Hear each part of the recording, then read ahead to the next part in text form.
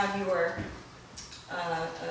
handout, which gives a background of Ruth-Ellen Blodgett, who's our guest today, who's the president and CEO of Planned Parenthood of the Mid-Hudson Valley.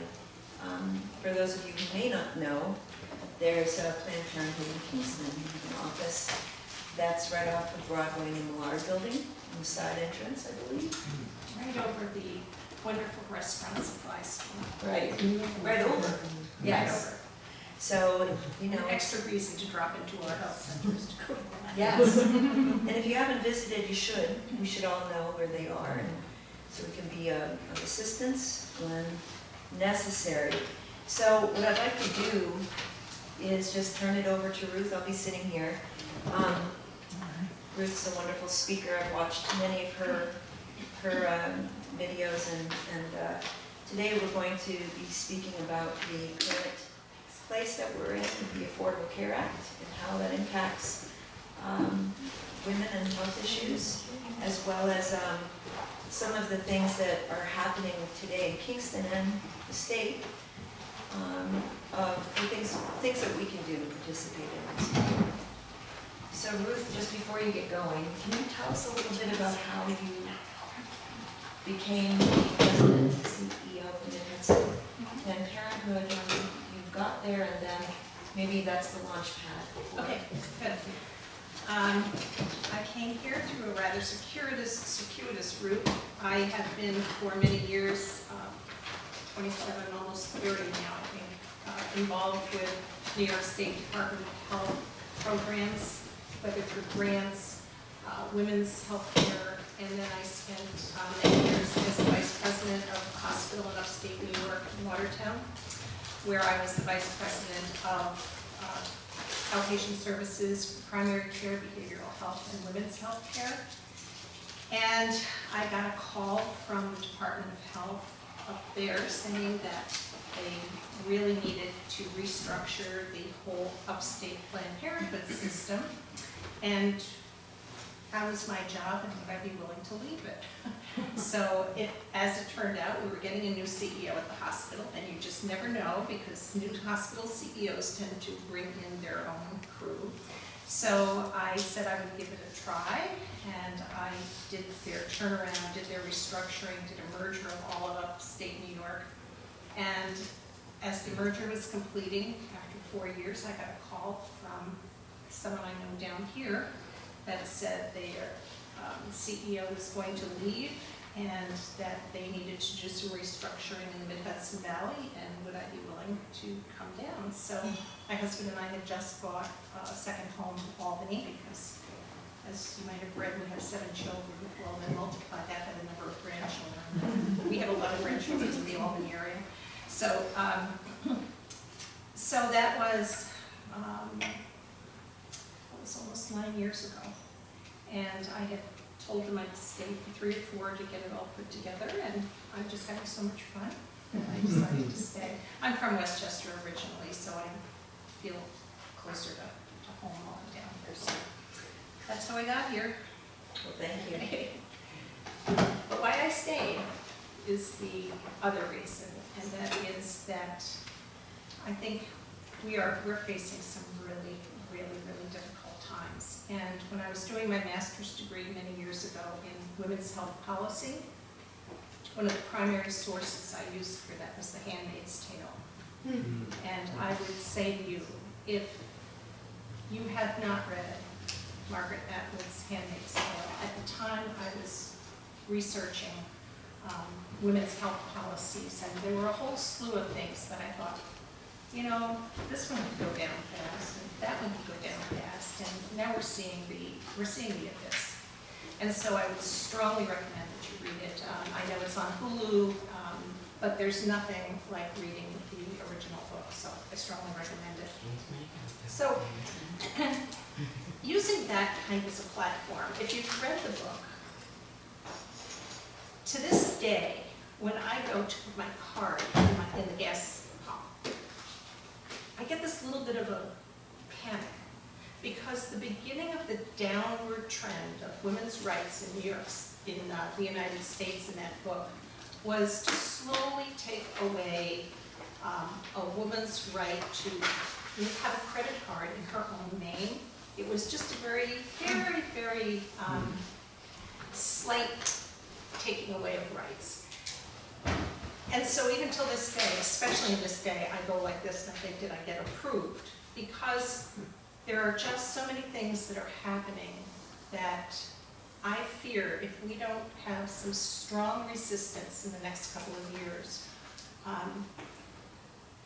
our granddaughters are going to live in a world that is very, very scary. So just to talk about where we've come from, and I'm going to cover all the things you talked about, but I really want to give a transition of where Planned Parenthood used to be and what has happened and where it may go in the future, who we're serving in the 4 counties that we serve, what is happening in New York State right now to protect women's rights, and I will just give you a little preview, and that is we've been pretty damn smug in this state thinking, oh my God, we've got this abortion law that, we're safe. We're not. And I'll touch on that in a few minutes. But we have been one of the most mainstream organizations over many, many, many years. As a matter of fact, I don't like to do this, but I have so many facts and figures that I don't want to mess up.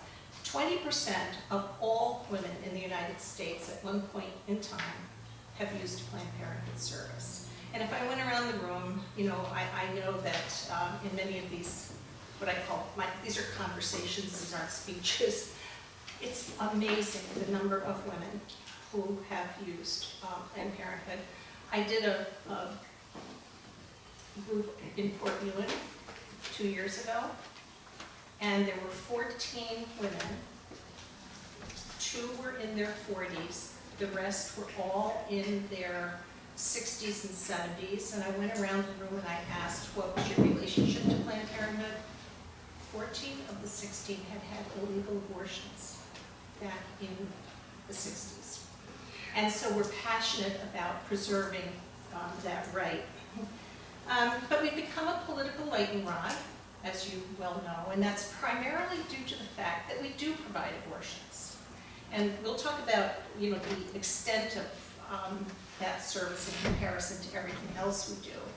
But I think it's also interesting to note that George H.W. Bush's father, Prescott, was one of the founders of Planned Parenthood. He was on the national board when it was involved as the American Birth Control League, and he served as the treasurer for their first capital campaign.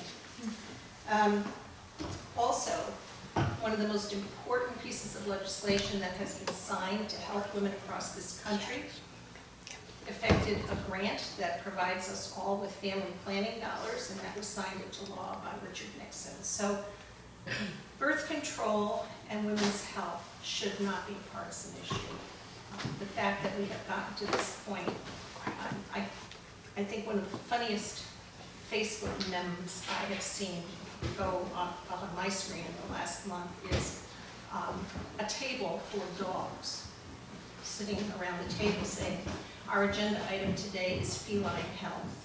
And that's pretty much what I'm feeling about the way the healthcare structure for women is going. So, who are we? Well, Planned Parenthood Mid-Hudson Valley has health centers in 4 counties. We serve Dutchess, Orange, Sullivan, and Holster. And we have health centers in Monticello, Goshen, Newburgh, Poughkeepsie, and Kingston. And truly, Kingston is my favorite. It is, we kept some of the industrial architecture of the old building in there. We just painted some of the cement walls and kept some of the feeling of the old building. Very modern health center. We provided services to almost 20,000 visits last year in 4 counties. Of those, 3,059 were abortions. So nationally, Planned Parenthood, 93% of all of the services that they provide are preventive services, things that women in this room would go to for their gynecologist, for their pap smears, etc. Planned Parenthood nationally serves 30% of all low-income women who get birth control. So when we start to talk about doing away with Planned Parenthood, we need to really think about the significant impact that would be. Because we are a more liberal state, and because abortion services are legal in New York, we do about 15% of our services are abortion services, and 85%, the other 85% are cervical cancer screenings, clinical breast exams, and referrals for mammograms. We actually do treatments for precancerous cervical cancer findings, sexually transmitted disease testing and treatment, HIV testing, and I need you to know that Mid-Hudson Valley has one of the highest HIV rates in New York State outside of New York City. Dutchess County is soaring, and so are STIs such as syphilis and gonorrhea. They are on the rise again. So we do the full range of birth control, but more and more young women are seeking what we are calling long-acting reversible contraceptives, which are IUDs. They're not your mom's IUDs or your IUDs from years ago. These are much more sophisticated and very long-acting. We're doing nail services as well. We do testicular cancer screenings. Most of the males that come to us do come for STI testing and treatment. I think that one of the things we're most proud about is our relationship with the LGBTQ community and our relationship with the center here in Kingston. And it was working with that community that we recognized the incredible need for the transgender community. And we, about 6 months ago, began to offer gender-enhancing hormone therapy for transgender folks. And they had to travel either to New York City, sometimes over to the Finger Lakes. So we are giving the Mid-Hudson Valley an opportunity for them to stay local. I think one of the things that interests people is the fact that Planned Parenthood is frequently characterized as a place where the teens are sneaking in the back door to get their birth control or their abortions or whatever, that it's a place where very young people go, and in reality, only 2% of our patients are 18 or under. Our population is primarily 25 to 39 years old. They are women who, like your daughters or like we were, trying to plan our families, maintain our health, and make sure that we get our screenings. So 54% of our patients fall into that age range of 25 to 39. Here's the piece of information that I will emphasize more later on, and that is 60% of our patients are Medicaid patients. And it is that Medicaid component that is the scariest piece of what is happening at the federal level right now for women. 24% commercial and 14% are self-pay. 85% of our patients fall at 150% of the poverty guideline or below. That's a family of 4 trying to live in the Mid-Hudson Valley on about $36,000 a year. So we truly are serving some of the most vulnerable population who are our neighbors. And yes, we do provide abortion services. As I said, we did 3,059 last year.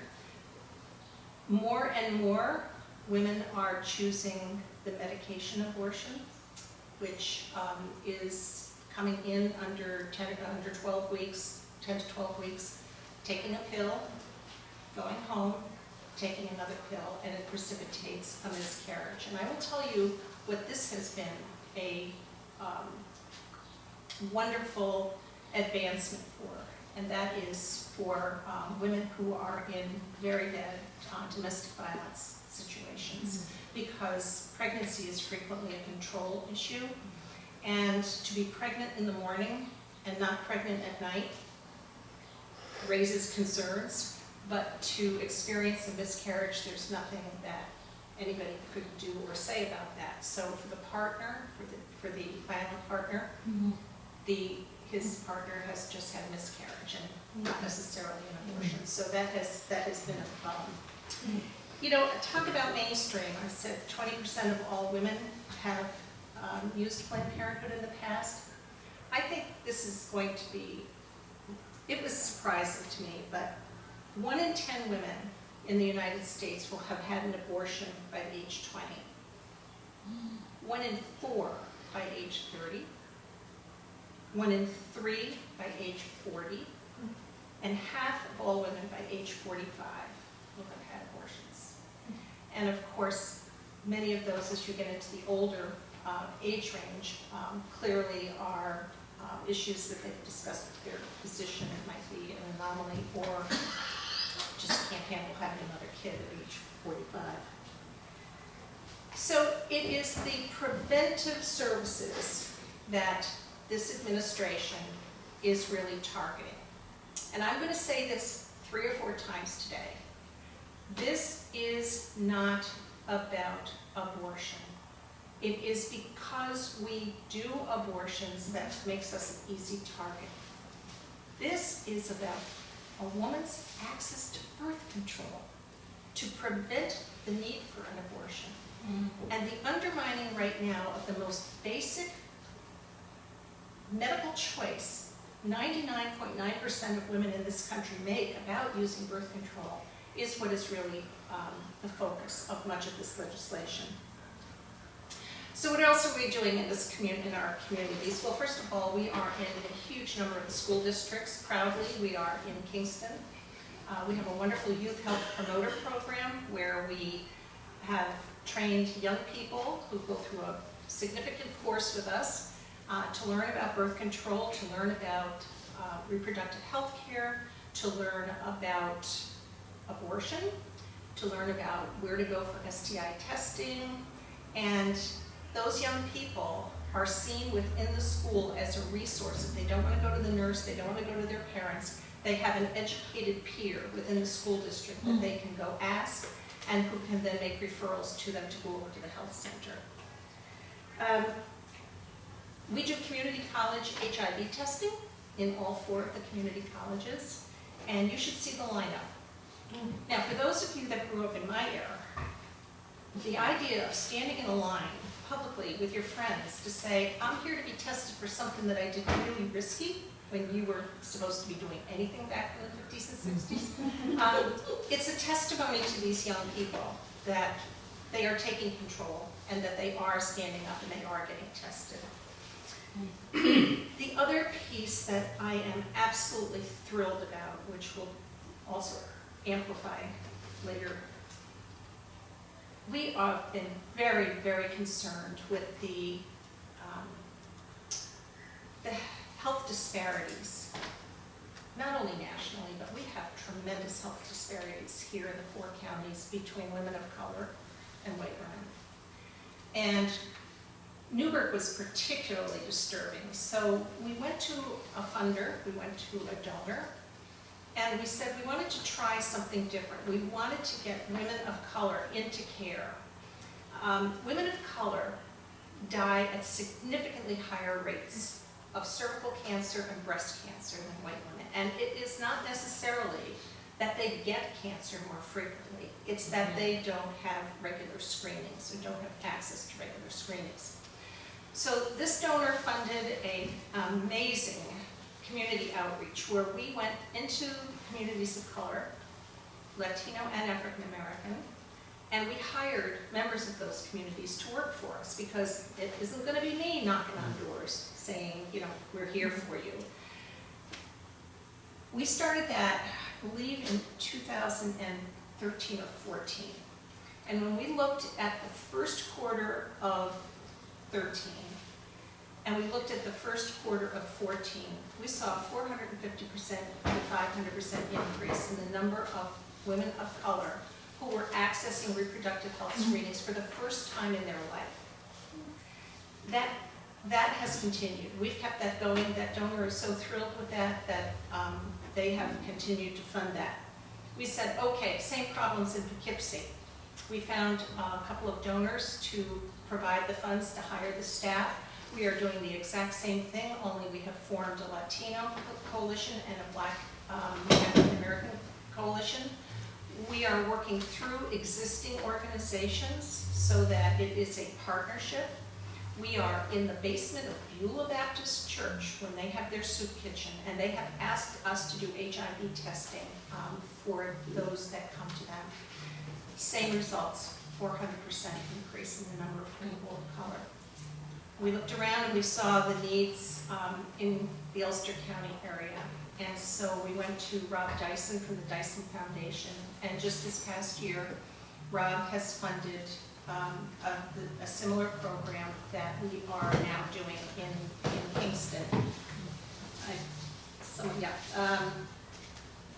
It is fairly new, but we are already doing outreach and programming at the People's Place, the New York Immigration Council, WIC, Ulster County Community Action, Caring Hands Soup Kitchen, Kingston Farmers Market, Head Start, Ulster County Crime Victims.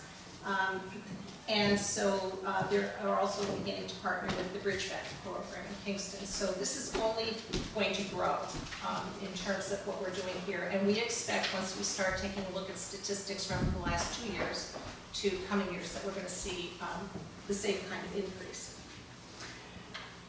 Okay, what is making headlines today? And that is the fact that